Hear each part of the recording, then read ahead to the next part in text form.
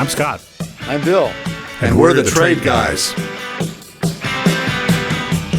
You're listening to The Trade Guys, a podcast produced by CSIS where we talk about trade in terms that everyone can understand. I'm H. Andrew Schwartz, and I'm here with Scott Miller and Bill Reinsch, the CSIS Trade Guys. Coming up next on The Trade Guys, we'll talk about the Amazon kerfuffle, tariff negotiations with 18 countries, and we'll talk about non-tariff barriers, all on the next episode of The Trade Guys.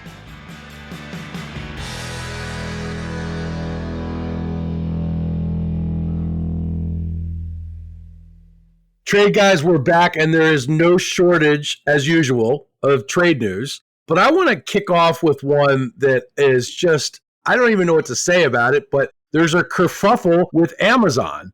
Amazon's recently gotten in the crosshairs of the Trump administration for considering displaying U.S. tariff costs on its product listings. What do you guys make of this? Well, it's hard to talk about it with a straight face. First of all, it's something that didn't happen, and it's apparently not going to happen. It was something that was a thought, but it was not an action. Somebody had a thought, and apparently they committed the sin of expressing that thought to someone else. And these days, there's no privacy, so they didn't have to have a press conference about it. Person A at Amazon talked to person B and C at Amazon, and all of a sudden it was a thing. It was never going to be a thing except for one part of their business. And then once the White House overreacted, it was shot down. So it went away. But it raises a really, I think, important issue. And I want to hear what Scott has to say about this too, because to me, it's a transparency issue. The tariffs are going to increase prices. What is wrong with telling consumers that the price went up because of the tariff? If you're a company person, one of the things that you're going to be thinking about, having just lived through this in the Biden administration, is being accused of price gouging. Because the first thing that the Biden administration started talking about when prices started going up in 21 and 22 was companies are price gouging. Companies are raising prices unnecessarily. And that may or may not have been true. But, companies don't like that. It gives them a bad rep. So here we've got a situation where the companies have discovered prices are going to go up and it's not their fault. So why not let them say that it's not their fault? Yeah, look, I've always favored transparency. As a business manager, you like transparency. Occasionally you find tariff escalation accidentally. This happened during my corporate days. We were buying rayon for one of our products. It was a very special kind of rayon. When we initially made the sourcing decision to be used at a facility, I believe in Maine, there was a production plant in both the U.S. and in Germany. And unbeknownst to us, because we were getting that rayon delivered to our plant, and the pricing was sort of FOB our plant.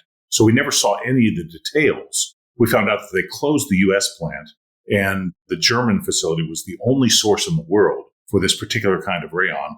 And all of a sudden, it got caught up in some relatively high tariffs because rayon is a mostly cellulose fiber used in textiles and apparel. So it's kind of a sensitive issue. We didn't even know about it until after the plant closed and we got a price increase from the supplier and had to dig in on why the price increase happened. So look, transparency usually helps companies, but it's a little idiosyncratic. It varies product to product, and its usefulness is inverse proportion to its political delicacy. So if you are transparent about some things and not others, the politicians will make their own conclusion. And in fact, part of the pushback when Amazon was exposed for one small part of their business, which is a very sort of low price business, bulk buying customers, to be able to have a tariff indicator to see where we were on those sourced products, what the customers were going to pay. All of a sudden, the questions, well, how about products from California? They have much higher regulatory costs. How about this? You get into some whatabouts, and the complexity of sourcing collapses any communication that makes any sense. So I understand completely why they backed away from it, if it indeed happened. Bill's right. It's not even clear that they were actually going to do this. It seemed like an early idea, but it was stamped out pretty quickly because of the overwhelming politics. Well, I guess other companies aren't going to be thinking about this now, but it begs a larger question for me that I've been wanting to ask you guys all week. President Trump is saying that the economy is not doing well because he inherited a Biden economy. It's pretty clear that some of the measures that President Trump has taken might have put short-term pain into our world. What do you guys make of this? This is classic Trump. take credit for everything good that happens and blame somebody else for everything bad that happens. He's been doing it for years. You're talking about what came out the other day that caused his latest argument was data on the gross domestic product, which came out on April 30th, which showed that it was declining for the first time in several years. And his immediate tendency was to say, well, it's all Biden's fault. It's a Biden economy fault, which ignores completely the fact that in the last full quarter of the Biden administration, the economy was growing at 2.4%, and that Biden was only president for 20 days of the current quarter where there was a decline, yet it's all Biden's fault. I mean, this is classic Trump. I have to say, he's not the only one that does this. When was the last time that anybody can remember a president saying that he made a mistake? Well, that's for sure. This one was actually easy for them to own if they chosen to do it. And later in the day, Kevin Hassett actually did make a clear statement. Look, there were two big categories that were actually policy. One of them was a 5% increase in imports. And imports are a subtraction from gross domestic product. But that big jump in imports was frankly companies hedging ahead of the tariffs being enacted. So in anticipation of what Trump was going to do, right? It's entirely explainable, and it's part of what they were doing. So it's one of those things that it's not so much the condition of the economy as the stage in which policy was being implemented that caused that bump. And the other one was a reduction in government employee salaries. And that's part of the policy too. If you're running DOGE, you want to shrink the economy, you would naturally expect to see a reduction in that segment of GDP. So to my mind, there were actually some good news parts of it, including private investment, that were actually quite encouraging. And I think that's why the markets took it all in stride. It strikes me as it's somebody else's fault was the wrong thing to say here. We should have just said, well, yeah, this is going to happen. This is what's reflected in this particular quarter. And we're not worried about it because this is a 3 to 5 year plan. Yeah, that's what I'm saying, Scott. Why wouldn't they just say that and tell the American people, here's what's happening, here's what to expect. We expect really good results around the corner. But in the meantime, this isn't going to be great.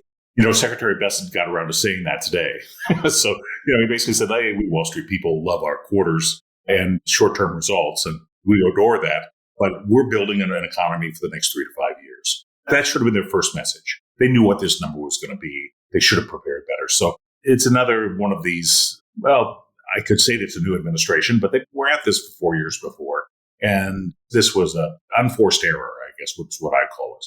One of many. I mean, his whole tariff policy is the biggest own goal in economic history, I think. But we're going to see a lot more of this. At some point, he owns all this stuff. He can't blame it on Biden forever. Can do that for a little while, but next month and the month after, and next month will be telling on GDP data because next month, the data that'll appear at the end of May will cover April. And that's the liberation month. Yeah, it's his economy at that point. At that point, he owns it. That's another good point is the data that came out doesn't reflect post-Liberation Day. Right.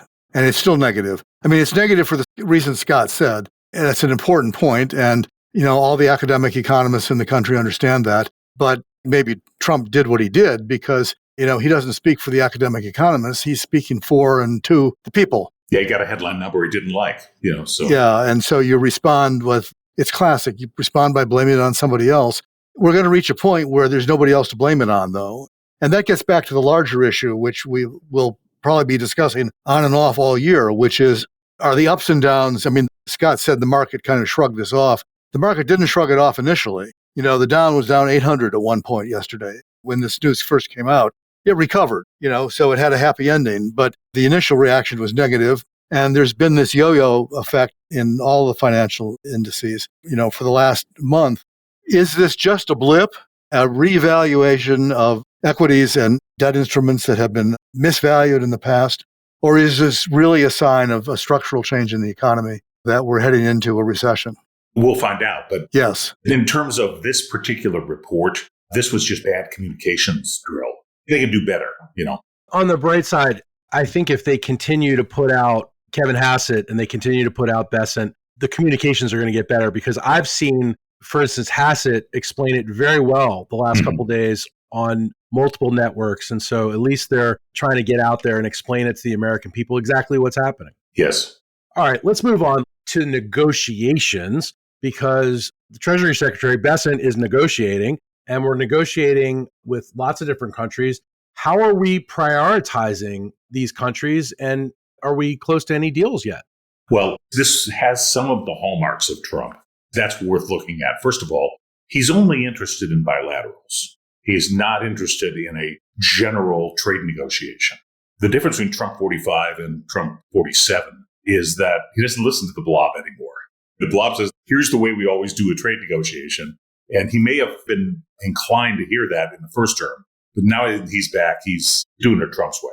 Second thing that's classic Trump here is that, as I've said before, because he's a business individual, he hunts where the ducks are.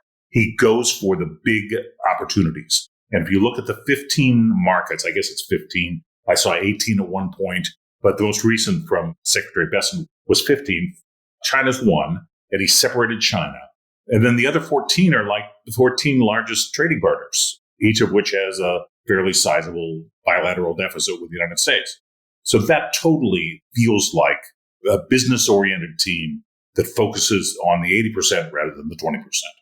Now, there are some other sort of things implied that I have yet to see how they play out. Number one is I noticed that among those 14 economies, there are 3 nations that we supposedly have free trade with, right? Canada, Mexico, and South Korea, FTA partners of the United States. We only have 20 economies that are FTA partners with the U.S. 3 of the 20 are in that list. I don't know how they're going to be treated differently if they are. The second thing is there seems to be a studied intent to avoid negotiating with the Europeans as a customs union. He never talks about the European Union, or as it's called in the WTO speak, the European communities. He doesn't talk about customs union. He talks about individual economies. So I think there's something interesting going on there, but we won't know till it shows up. Now, I still think the first deal that will be concluded will be with Japan. And the main reason I think that's first is Japan has the most straightforward path to generating balanced trade or even a U.S. surplus because they're a major purchaser of hydrocarbons. And so Japan signs up to preferentially buy U.S. natural gas and U.S. coal and U.S. oil to the extent they do. Well, they have a transportation industry, so they do some oil refining in Japan. But they don't have a lot of hydrocarbons themselves. So they're buying them anyway. And I would foresee a preferential agreement on hydrocarbons with the U.S. as essentially making trade roughly balanced on a bilateral basis. That one at least has a fairly obvious solution. Now, the other ones are going to be fun. Speaking of fun, Bill, what do you think? I guess I'm not sure I'd put my money on anybody. The gossip seems to be that India is closer to the finish line, although I find that really hard to believe, given the difficulties people have had for years negotiating with the Indians about anything. But it may well be that we're farther along. If we are, it's because we're talking about framework agreements and not actual trade agreements, meaning that they're going to agree to general principles, general things that we are prepared to discuss, and concessions that we're prepared to talk about, all of which will be discussed in detail later. And it'll be interesting to see when these things start coming out. And I was just checking my email because we have said this morning that there might be one this afternoon. So I'm waiting to see, but maybe it'll happen even while we're talking. And just for our listeners, we're talking on Thursday afternoon, May 1st at 3:00. Thank you. I think that the degree of specificity that these agreements will have, I think, is directly related to the degree of panic in the administration about not being able to deliver anything. They've put all these tariffs in. They're saying, we're going to create this great new system. We're going to bring all this manufacturing back on shore. We're going to get rid of all these unfair barriers. And people keep waiting for the gain. You know, the pain is clear. The pain is the tariffs. And Trump is now saying, at least they're acknowledging that there's going to be some. But I think they're getting increasingly desperate to be able to say, well, here are the winners. You know, we got this agreement, we got this agreement, we got this agreement. And the longer they don't have one, the more pressure there is on them to come up with something. And one answer to that is, you know, come up with something that's pretty vague, because, you know, the Japanese will agree to something that is a bunch of principles that doesn't commit them to anything. But if you actually want them to change one of their rules, or if you actually want them to buy more rice or sell more cars, more American cars, which Trump seems to be focused on, that's a serious commitment. I'll be surprised if they get those particularly soon. going back where we began, that doesn't mean there won't be an agreement. I just think it won't be a very detailed agreement. What about the approach of dealing with 18 different countries, just in general? What do you guys think about that? Well, look, I think it's very Trumpian. He thinks there's leverage in bilaterals. He also has specific objectives with some of these big economies, right? With the members of NATO, okay, he has an objective of getting them to increase their defense spending. We are spending a lot in fiscal policy terms to defend countries other than the United States. And he sees that as unfair. He wants burden sharing. He's talked about it constantly. And Europe seems to be in the mode of doing that now. The NATO countries in Europe seem to be in that mode. I think that's a likely place that he focuses. So I think that's why he's done this. It's not really about the trade balance as much as it is, we want you to increase your defense spending, and particularly want you to import U.S. articles of defense equipment and defense materials. And that'll help the trade balance, but also then we'll be able to account for how much real spending on defense you're doing these days versus your commitment. Let me come back to Europe for a second, because Scott said something that reminded me of an issue. I think Europe's not at the head of the list, clearly. Right. But I think one of the reasons they're not at the head of the list is because they've been holding back. First of all, they have to get consensus amongst the 27, and that's not the easiest thing to do in the world, particularly on a trade issue. So it's hard for them to negotiate until they've got everybody on their team on the same side. And I think they're having kind of a threshold issue of how do we approach this? The only people that have retaliated so far are China and Canada on cars, and everybody else is holding fire. The Europeans are generally expected to be the other entity that is most likely to also retaliate. Mm-hmm. And I think they're really wrestling with that, watching what Trump did to China when they retaliated, which is to bump the tariffs up, to well over 100%. And I don't think they want that to happen. On the other hand, I think they're really tempted to push back because they think what he's doing is unacceptable. So it's taking them a little while to decide how they want to approach the thing. And it will take them even longer, I think, internally to decide what kind of concessions they're going to be prepared to make. Well, at the moment, I would agree with Bill. I think things will take longer in Europe. They always do, because in some ways it's unfair of us Americans to think of Europe the way we think of America. As George Friedman points out, the landmass of Europe and the landmass of North America are roughly the same. You've got 3 nation states in North America and 51 or 52, depending on who's counting, nation states in Europe. So it's a more complicated issue, and solving the internal conflicts is usually the time-consuming part of any action with Europe. And it goes all the way back to the Peace of Westphalia, if not before. That's the way Europe solves its problems. But this is putting pressure on Europe in unusual ways. I've been noticing that they're the butt of a lot of jokes. When they talk about non-tariff barriers, which we're going to get to in a moment, almost all the examples are European. Non-tariff barriers are everywhere, okay? But the European ones are getting all of the music and dance at this point. So maybe they're planning on a failure. I don't know. So what are non-tariff barriers, and why do they matter so much? Well, as it happens, Donald Trump himself, in a Truth Social post, answered that question. And that's convenient for the trade guys. Very convenient. Thank you, President Trump. Sort of. And he has a list of 8. And they are, and there's no long explanation on these, they are currency manipulation, value-added taxes, which act as tariffs and export subsidies, dumping below cost, export subsidies and other government subsidies, protective agricultural standards, e.g. no genetically engineered corn in EU, protective technical standards, Japan's bowling ball test. I'm not sure what he's referring to on that one. I know the ski test and the car test. I didn't know there was a bowling ball test. You learn something every day. Counterfeiting, piracy, and IP theft, over $1 trillion a year. And finally, transshipments to evade, in caps, tariffs with 3 exclamation points. So that must be the biggie. Looking at these, I can't resist noting several of these, we have tools already to deal with them that don't require across-the-board tariffs. Dumping below costs, there's well-established rules dating back to 1921 in U.S. law for dealing with this, all of which happens to be WTO sanctioned. Export subsidies and other government subsidies, we have a law there that dates back to the 1890s for dealing with them. It's not like we don't have any tools to do this. Counterfeiting, piracy, and IP theft, we have tools for that too. These are all problems. I'm not suggesting they're not.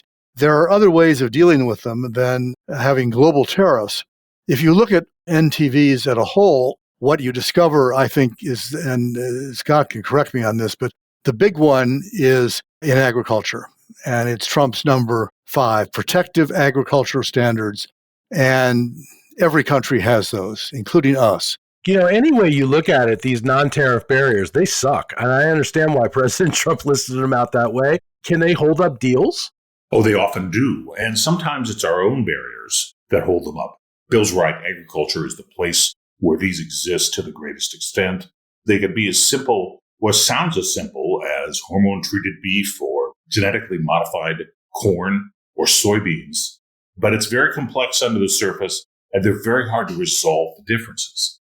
The beef difference between U.S. and Europe is quite simple. We raise beef for taste, and that has a production system that is based on consumer taste. And I won't get into any of the details, but Europe, it doesn't really consume a lot of beef as a protein itself. They consume a lot of dairy products and other kinds of meats, but not so much beef. And so beef is kind of a sideline of dairying in Europe. It's its own category in the United States. And they're raised differently, the herds are managed differently, and as a result, there's myriad technical standards. Same with an additive we use in pork called ractopamine. There's an American preference, consumer preference, for more lean pork. And ractopamine safely delivers a leaner hog to market. And so it's widely used in the U.S. Used for like 30, 40 years. There's no health effects known. It's, massive populations have consumed this safely.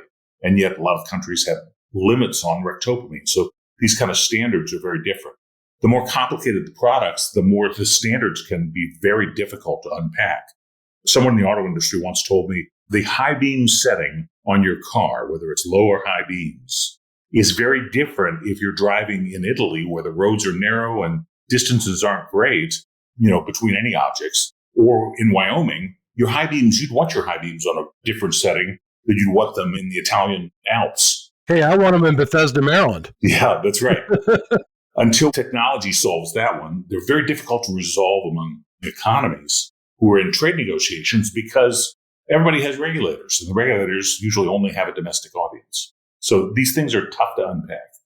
Well, it's tough, too, because in the regulatory context, regulators are often, particularly in the U.S., mandated by law only to take into account domestic considerations. Right. So when the foreigners come in and say, well, you need to take into account the fact that we do it differently in order to achieve the same healthy or safe result, the regulator's response is often, well, that's fine, but our law doesn't allow us to do that. We have to focus on domestic criteria. The other problem, which I think we've discussed before, is that these things, I think, are protectionist. I've ranted way too often about chlorinated chicken, and we came dangerously close to giving me the opportunity to do that again. But for us, this is protectionism. For the Europeans, this is public health. They think that what we do is unsafe, and that going into a trade negotiation and telling them they need to change their chicken rule is to them saying, we need to downgrade our health standards, or we need to downgrade our bright and dim lighting standards, or our seatbelt standards, which is another one where there's been contention over the years. That makes negotiations much harder, because if you're arguing about tariffs, you're arguing about a number. They say 0, we say 20. Okay, you talk long enough, you can probably find some number that both sides can live with. But when you come in and say, you've organized your society in a way that we don't like in order to protect your public health and we want you to change it, that's a much bigger ask for the foreign country than it is to ask them to lower a tariff. Yeah, I think Bill's right.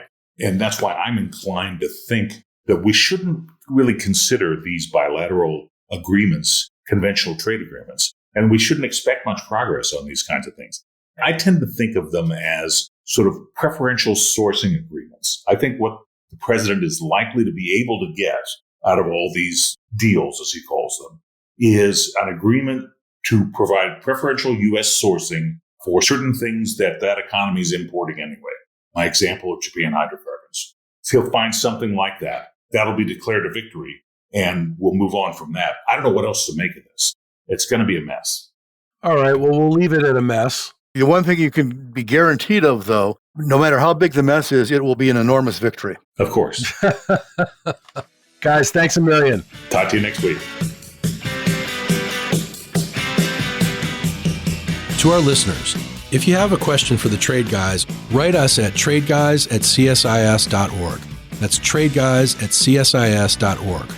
We'll read some of your emails and have the Trade Guys react to it.